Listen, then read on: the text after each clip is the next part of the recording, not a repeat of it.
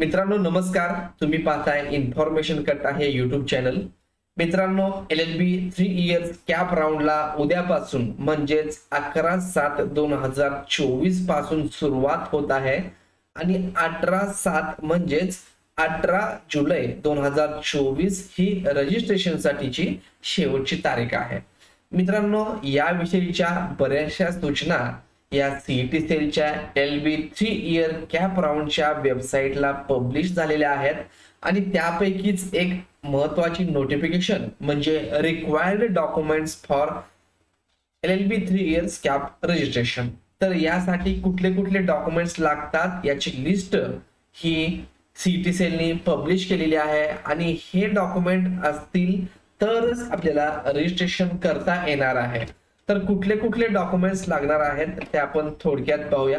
मित्रांनो आपण जेव्हा सीईटी सेलच्या ऑफिशियल वेबसाईटला येऊ आणि त्यानंतर LLB 3 इयर मध्ये जर तुम्ही इथं क्लिक केलात तर इथं तुम्हाला आता एक नोटिफिकेशनच्या पॅनल मध्ये बऱ्याचशा सूचना आहेत आणि त्यामध्ये तुम्ही पाहिलं तर LLB 3 इयर रिक्वायर्ड डॉक्युमेंट्स 2024.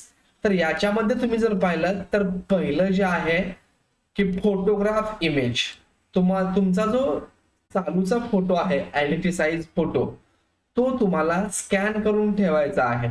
तुमच्या मोबाईल मध्ये असेल, पेनड्राईव्ह मध्ये असेल, हे सर्व डॉक्युमेंट सॉफ्ट कॉपी मध्ये स्कॅन केलेले हवेत आणि फोटो जो आहे त्याची साईज कमीत कमी 20 KB असावी आणि जास्तीत जास्त 50 KB. आता फोटोची साईज किती आहे हे आपल्याला कसं समजणार? तर इथं तुम्ही पाहू शकता, तुम्ही एखाद्या फोटोला क्लिक कराल तर आता इथं तुम्ही पाहू शकता याची साईज 87.2 KB आहे. तर तेच एखाद्या दुसऱ्या फोटोची आपण साईज पाहिली तर 267 KB आहे. तर हे तुम्हाला स्कॅन केल्यानंतर कमी साईज मध्ये तुम्हाला कन्वर्ट करावं लागतं. तुम्ही जर लॅपटॉप वगैरे वापरत असाल आणि मोबाईल मध्ये फोटो तुम्ही स्कॅन केला तर त्याची साईज वाढते. मग आता ही साईज रिड्यूस कशी करायची तर सिंपली तुम्हाला या इमेज वरती राईट क्लिक करायचं आहे आणि ओपन विथ आणि पेंट हा ऑप्शन सिलेक्ट करायचा आहे. तर हे केल्यानंतर तुमची इमेज ओपन होईल. आता इमेज ओपन झाल्यानंतर जो काही पार्ट आहे तो तुम्हाला अगोदर क्रॉप करून घ्यायचा आहे. तुमचा फोटो जितका आहे, समजा मला आता इतका फोटो हवा आहे तर मी हा पार्ट अगोदर क्रॉप करून घेईन आणि त्यानंतर इथं रिसाइजचा ऑप्शन आहे. तर इथं तुम्ही आता इथं पहा तुम्ही 267.3 KB इतकी साईज आहे. तर मी इथं 70 पिक्सल करतोय आणि ओके करतोय. त्यानंतर इथं तुम्हाला सेव्ह करायचं आहे.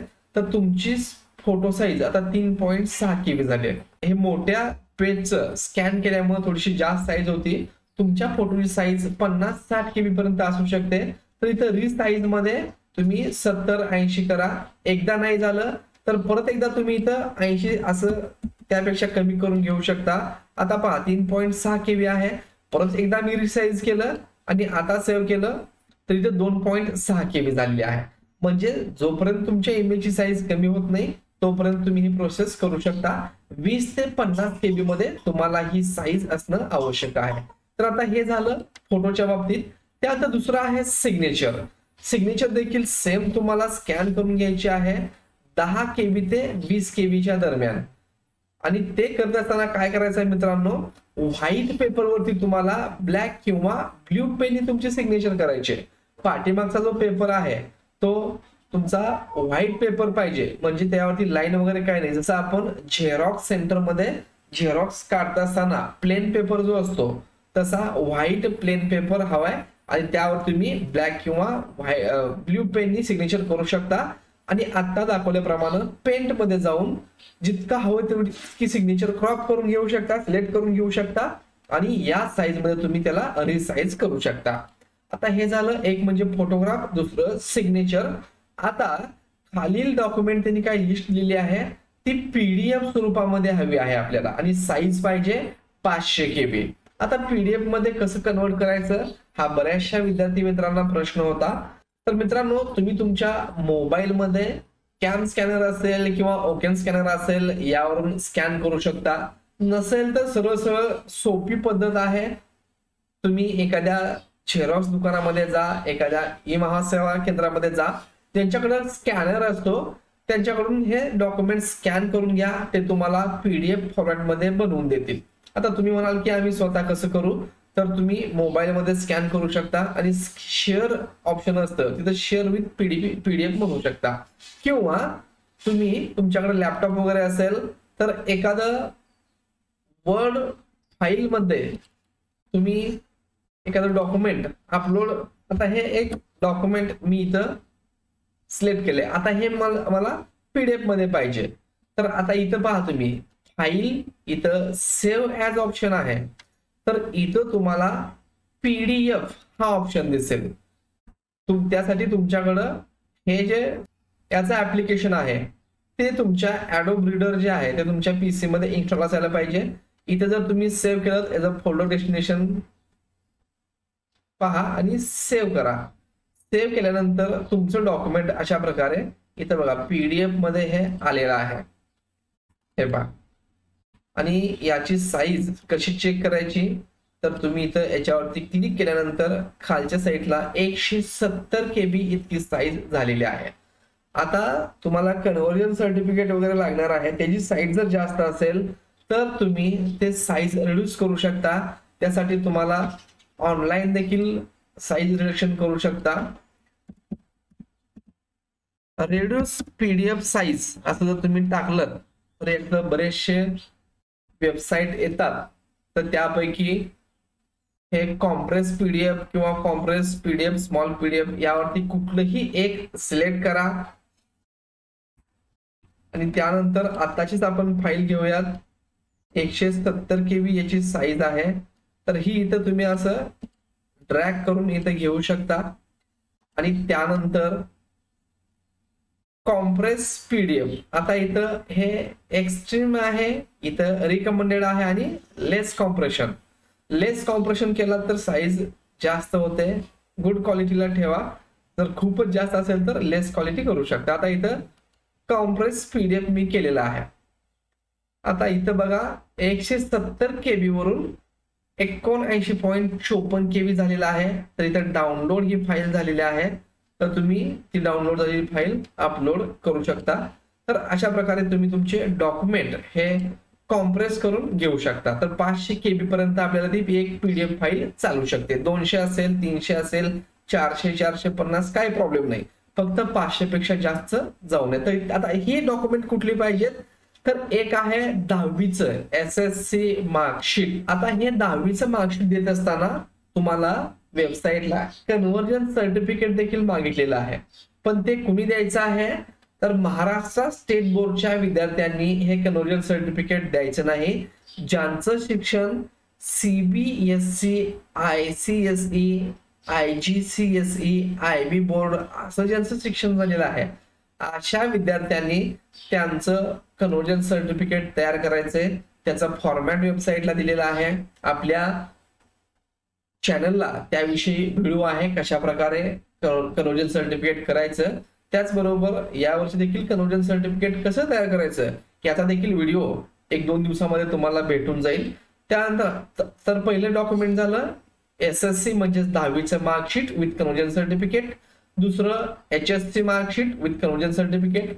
हे देखील महाराष्ट्र स्टेट बोर्ड असणाऱ्या विद्यार्थ्यांनी फक्त त्यांचं मार्कलिस्ट अपलोड केलं तरी चालणार आहे, कुठलाही प्रॉब्लेम नाही. तर तिसरं आहे डिग्री मार्कशीट, म्हणजे तुमचं BA, BSc, BComचं मार्कशीट जे आहे ते विथ कन्व्हर्जन सर्टिफिकेट तुम्हाला अपलोड करायचं आहे. आता हे करत असताना तुम्हाला 3 वर्षाचे first year, second year, third year 3 वर्षाचे मार्कलिस्ट तुम्हाला एकाच PDF मध्ये आणि प्लस त्या सर्वांचं मिळून एक कन्व्हर्जन सर्टिफिकेट हे बनवायचं आहे. आता हे सर्टिफिकेट कसं बनवायचं याच्याविषयी चॅनलला व्हिडिओ आहे, तो पाहून घ्या. समजला नसेल तो तर परत एकदा मी आणखीन एक नवीन यावर्षी व्हिडिओ बनवणार आहे सोप्या भाषेमध्ये. त्यासाठी चॅनलला नवीन असाल तर चॅनलला सबस्क्राईब करून घ्या, असेच नवीन तुम्हाला माहितीपूर्ण व्हिडिओ मिळत राहतील. तर हे झालं डिग्री मार्कशीट. त्यानंतर आहे PGचं मार्कशीट. जर तुमची डिग्री झाली असेल तर डिग्री, पोस्ट ग्रॅज्युएशन झालं असेल तर पोस्ट ग्रॅज्युएशन. त्यानंतर चौथा आहे ऑनलाईन CET ऍप्लिकेशन फॉर्म. हा फॉर्म तुम्हाला ऑलरेडी PDF स्वरूपात आहे. तुम्ही जेव्हा CET एक्झाम साठी फॉर्म भरला होता तो डाउनलोड करून ठेवला असेल तर तो तुम्हाला इथे वापरायचा आहे. त्यानंतर LLB 3 year CET score card तुम्हाला लागणार आहे. हे देखील PDF स्वरूपामध्ये आहे. हे देखील 500 KB आत असल्यामुळे तुम्हाला त्यामध्ये कुठलेही चेंजेस करायची गरज नाही. त्यानंतर डोमसाईल सर्टिफिकेट म्हणजेच रहिवास किंवा ज्याला आदिवास प्रमाणपत्र म्हणतात ते तुमच्याकडे असायला पाहिजे. ते नसेल तर तुम्ही birth certificate mentioning place of birth, तुमचा जन्म ठिकाण, जन्म कुठे झालेला आहे हे तुमच्या बर्थ सर्टिफिकेटवर लिहिलेलं असेल, मेन्शन असेल तर तुम्ही डोमेसाईल ऐवजी बर्थ सर्टिफिकेट टाकू शकता. हे दोन्ही नाही आहेत तुमच्याकडे तर स्कूल लिव्हिंग सर्टिफिकेट हे देखील तुम्ही अपलोड करू शकता.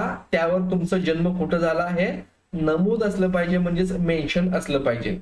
हे तिन्ही नाही आहेत तर community nativity and date of birth certificate हे तुम्ही देऊ शकता.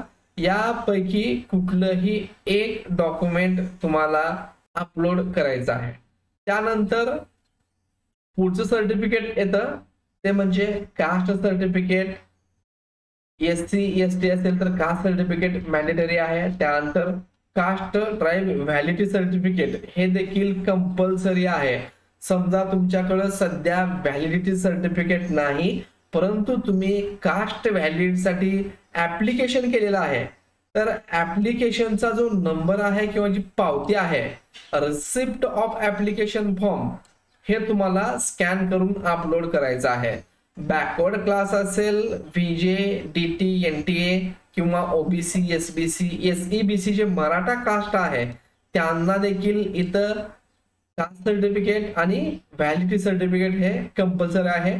त्याचबरोबर नॉन क्रिमिलियर हे जो 8 नंबरचा कॉलम आहे त्यांच्यासाठी नॉन क्रिमिलियर सर्टिफिकेट जे 31 मार्च 2025 पर्यंत व्हॅलिड असणं गरजेचं आहे. ही गोष्ट लक्षात ठेवा. तुमच्याकडे 31 मार्च 2024 पर्यंत व्हॅलिड असणारं सर्टिफिकेट असेल तर तुम्हाला यावर्षी नवीन नॉन क्रिमिलियर सर्टिफिकेट काढावं लागणार आहे. त्यानंतर EWS मधून तुम्ही फॉर्म भरला असेल तर EWS चं तुम्हाला सर्टिफिकेट त्या ठिकाणी अपलोड करायचं आहे. एक्स सर्व्हिसमॅन असाल तर ते देखील तुम्हाला इथं ज्यांना लागू होतं त्यांनी अपलोड करायचं आहे. त्यानंतर हे डिफेन्स कॅटेगरीसाठी वगैरे आहे. जे अपंग असतील जे PWD कॅटेगरीमध्ये येतात त्यांच्यासाठी या ठिकाणी दिलेलं आहे. तर अशी बरेचसे इतर डॉक्युमेंट्स आणि मायनॉरिटी कॅन्डिडेट जे आहेत त्यांचं domicile certificate of the candidates belonging to the state of Maharashtra. तर महाराष्ट्रामधील मायनॉरिटी कॅटेगरीचा तुम्हाला लाभ घ्यायचा असेल तर महाराष्ट्रामध्ये जन्म झालेलं तुम्हाला ते डोमेसाईल किंवा रहिवासी प्रमाणपत्र पाहिजे आणि त्यासोबत declaration of the candidate for the respective linguistic oblique religious minority community in proforma O. तर एक फॉर्म तुम्हाला दिलेला आहे, फॉर्मॅट दिलेला आहे, त्याचं डिक्लेरेशन तुम्ही भरून त्याची तुम्हाला प्रिंट अपलोड करायची आहे. किंवा लिव्हिंग सर्टिफिकेट त्याच्यावरती तुमचं रिलिजन किंवा मदर टंग म्हणजेच मातृभाषा त्या लिंग्विस्टिक मायनॉरिटी मधली कन्नडा असेल तर कन्नडा किंवा हिंदी किंवा बेंगॉली गुजराती जे काही असेल ती तुमच्या लिव्हिंग सर्टिफिकेट वरती मेन्शन असलेली पाहिजे. आणि जे काही अनाथ आहेत अनाथचं सर्टिफिकेट देखील तुम्हाला ते अपलोड करायचं आहे जर कोणी अनाथ असतील तर. तर मित्रांनो अशा प्रकारे ही लिस्ट आहे आणि इथं त्याच्या खाली जर हे एम्प्लॉई असतील त्या खाली हे काही फॉर्म दिलेले आहेत तर याच्यामध्ये A फॉर्म B फॉर्म असं B1 वगैरे आहे. तर ज्यांचं लिंग्विस्टिक मायनॉरिटी आहे त्यांनी O जो फॉर्म आहे तो या ठिकाणी अपलोड करायचा आहे. तर मित्रांनो व्हिडिओ कसा वाटला कमेंट मध्ये सांगा. व्हिडिओ आवडला असेल तर तुमच्या मित्रांना शेअर करा. चॅनलला नवीन असाल तर चॅनलला सबस्क्राईब करा. धन्यवाद.